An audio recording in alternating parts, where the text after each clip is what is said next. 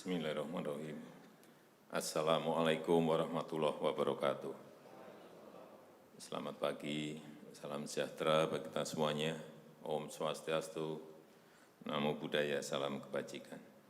Yang saya hormati Bapak Wakil Presiden, para Menko, para Menteri, yang saya hormati seluruh ketua dan pimpinan lembaga yang hadir, yang tidak bisa saya sebut satu persatu. Bapak Ibu sekalian yang saya hormati,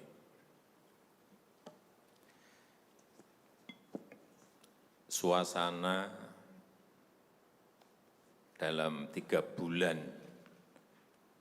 ke belakang ini dan ke depan, mestinya yang ada adalah suasana krisis.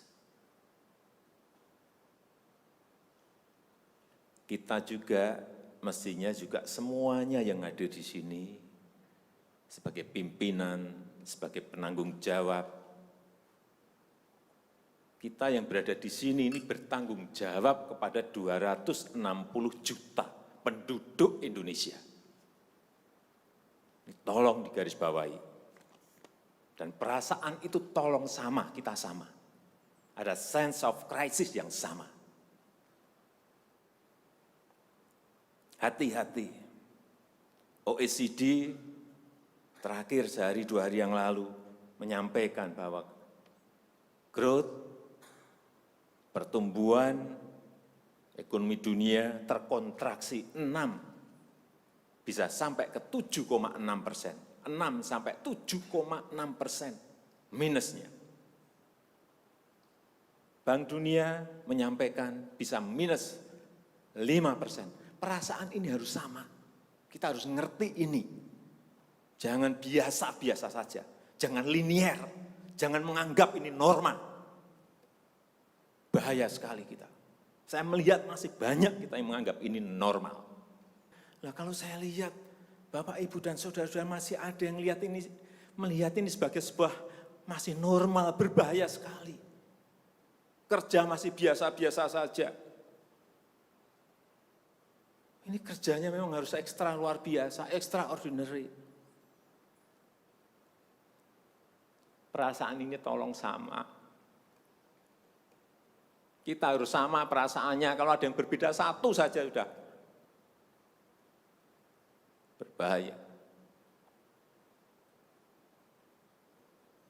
Jadi tindakan-tindakan kita, keputusan-keputusan kita, kebijakan-kebijakan kita, suasana adalah harus suasana krisis.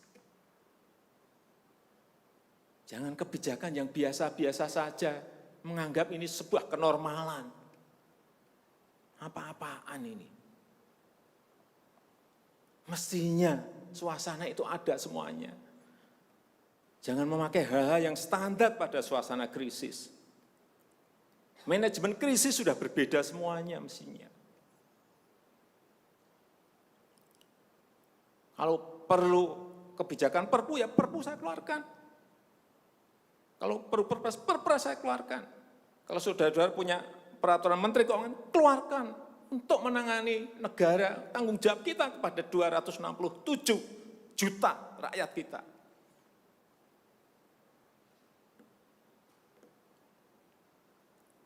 Saya lihat masih banyak kita ini yang seperti biasa-biasa saja. Saya jengkelnya di situ. Ini apa enggak punya perasaan? Suasana krisis.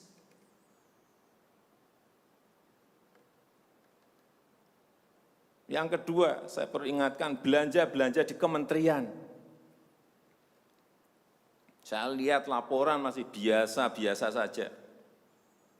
Segera keluarkan belanja itu secepat-cepatnya karena uang beredar akan semakin banyak. Konsumsi masyarakat nanti akan naik. Jadi belanja-belanja kementerian tolong dipercepat. Sekali lagi, jangan menganggap ini biasa-biasa saja. Percepat, kalau ada hambatan keluarkan peraturan menterinya agar cepat. Kalau perlu perpres, keluarkan perpresnya. Untuk pemulihan ekonomi nasional misalnya saya berikan contoh.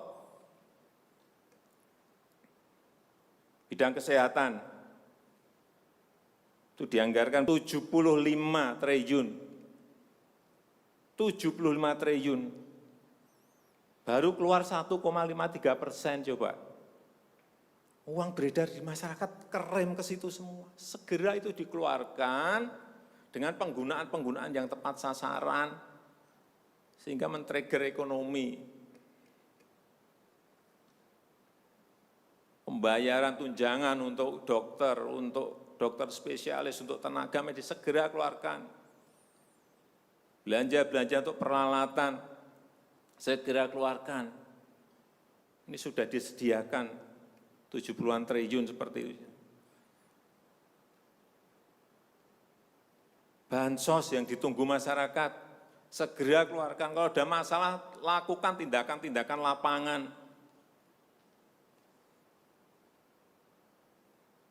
Meskipun sudah lumayan, tapi baru lumayan. Ini extraordinary.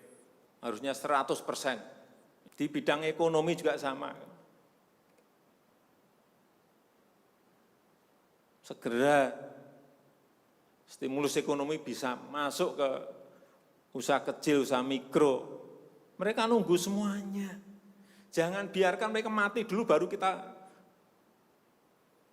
bantu, nggak ada artinya.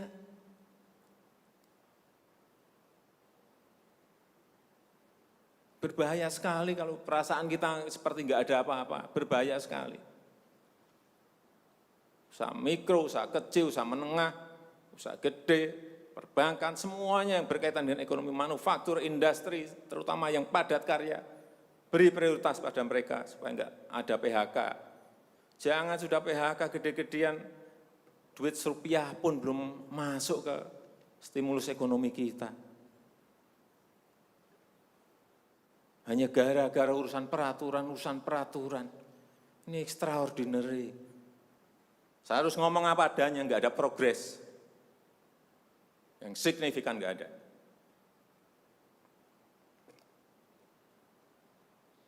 Kalau mau minta perpu lagi, saya buatin perpu. Kalau saudara belum cukup, asal untuk rakyat, asal untuk negara. Saya pertaruhkan reputasi politik saya.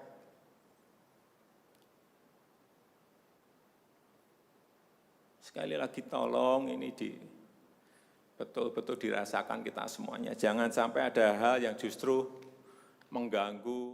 Sekali lagi, langkah-langkah extraordinary ini betul-betul harus kita lakukan. Dan saya membuka yang namanya langkah, entah langkah-langkah politik, entah langkah-langkah kepemerintahan akan saya buka.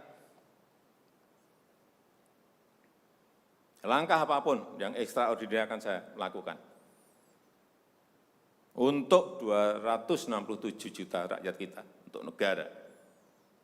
Bisa aja membubarkan lembaga,